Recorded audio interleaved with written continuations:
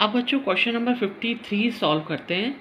इसमें photo electric effect से related question है। इसमें सिल्वर मेटल ली है और आप उसमें से फोटो इलेक्ट्रिक इफेक्ट को एक्सपेरिमेंट कर रहे हैं। आपने यूज़ किया है वोल्टेज 0.35 वोल्ट का। जब उसमें से इलेक्ट्रॉन इजेक्ट होने लगे ना, आपने कुछ वेवलेंथ की लाइट से उसको इरेडिएट किया सिल्वर मेटल को, उसमें से इलेक्ट्रॉन इजेक्ट होने लगे, तो आपको स्टॉपिंग पोटेंशियल लगाना पड़ा 0.35 वोल्ट का। तो आपको बताना है कि उसका वर्क फंक्शन कितना है सिल्वर मेटल का, यानी कि कितनी मिनिमम एनर्जी रिक्वायर्ड है इलेक्ट्रॉन को इमिट करने के लिए।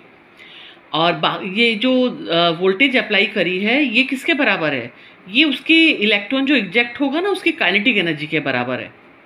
क्योंकि आपको फोटो इलेक्ट्रिक इफेक्ट के बारे में मालूम है ना कि वर्क फंक्शन के बराबर एनर्जी जब उसको मिल जाती है इलेक्ट्रॉन को, तो वो कुछ एनर्जी जो एक्स्ट्रा आपने प्रोवाइड करी है उतनी एनर्जी काइनेटिक एनर्जी की फॉर्म में लेके वो मूव करते हैं। तो बच्चों, आपने जो स्टॉपिंग पोटेंशियल निकाला है ना, वही काइनेटिक एनर्जी की वैल्यू है। तो आपको क्या करना है, सबसे पहले जो वेवलेंथ आपने ली है, यूज़ की है लाइट में, उससे आप एनर्जी निकालेंगे कि आपने एक्चुअली कितनी एनर्जी प्रोवाइड करी सिल्वर मेटल को। तो एनर्जी में और वेवलेंथ में क्या फॉर्मूला होता है? Relationship E = SC/λ। इस फार्मूला में लैम्डा की वैल्यू पुट करके आप E की वैल्यू निकालो कि आपने कितनी एनर्जी प्रोवाइड करी है सिल्वर मेटल के ऊपर, कितनी एनर्जी से रेडिएट किया है। वो निकल के आया 7.74 × 10⁻⁻19 जूल। अब इसको हमें इलेक्ट्रॉन वोल्ट में इसलिए कन्वर्ट करना है क्योंकि हमें जो काइनेटिक एनर्जी दी है ना, या स्टॉपिंग पोटेंशियल जो दिया है, वो इलेक्ट्रॉन वोल्ट में दिया है। तो हम इसको इलेक्ट्रॉन वोल्ट में कन्वर्ट कर लेते हैं। तो आपके पास आ जाएगा 4.83 इलेक्ट्रॉन वोल्ट। इतनी एनर्जी की रेडिएशन से आपने इरेडिएट किया है सिल्वर मेटल को। अब उन इलेक्ट्रॉन्स को रोकने के लिए जो आपने पोटेंशियल अप्लाई किया, that is 0.35 electron volt and that is equal to the kinetic energy of electrons. तो वर्क फंक्शन कितना हो जाएगा? वर्क फंक्शन मतलब आप उसको जो टोटल एनर्जी आपने अप्लाई करी है उसमें से आप काइनेटिक एनर्जी को माइनस कर दोगे तो आपके पास वर्क फंक्शन आ जाएगा।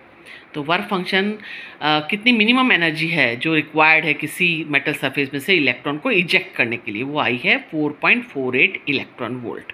ठीक है, इसके लिए ना आपको थ्योरी एकदम क्लियर होना चाहिए इन क्वेश्चंस को सॉल्व करने के लिए।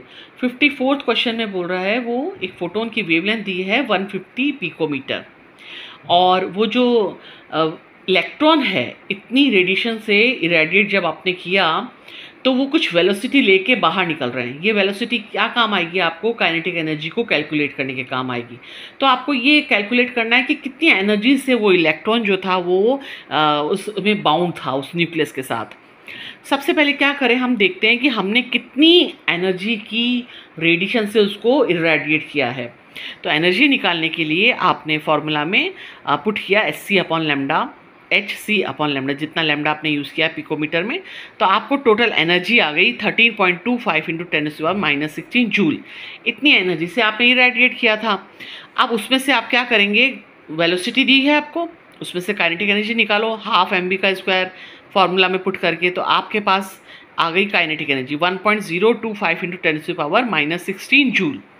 अब क्या करें, अब हमें इलेक्ट्रॉन की एनर्जी निकालनी है जिससे वो बाउंड था न्यूक्लियस से। तो वो निकालने के लिए हमें क्या करना पड़ेगा, जो टोटल एनर्जी आपने प्रोवाइड करी उसमें से काइनेटिक एनर्जी को माइनस करोगे तो आपके पास वो एनर्जी आ जाएगी जिससे वो इलेक्ट्रॉन बाउंड था। तो आपने एनर्जी निकाली थी टोटल रेडिएशन की 13.25 × 10⁻⁻16 जूल। इसमें से माइनस कर दिया आपने काइनेटिक एनर्जी, तो आपके पास आ गई 12.225 × 10⁻⁻16 जूल। इतनी एनर्जी के साथ वो बाउंड था न्यूक्लियस से। इसको अगर इलेक्ट्रॉन वोल्ट में निकालना है तो आप डिवाइड कर दो 1.602 × 10⁻⁻19 जूल से। आपके पास एनर्जी इलेक्ट्रॉन वोल्ट्स में आ जाएगी 7.63 × 10⁻³ इलेक्ट्रॉन वोल्ट।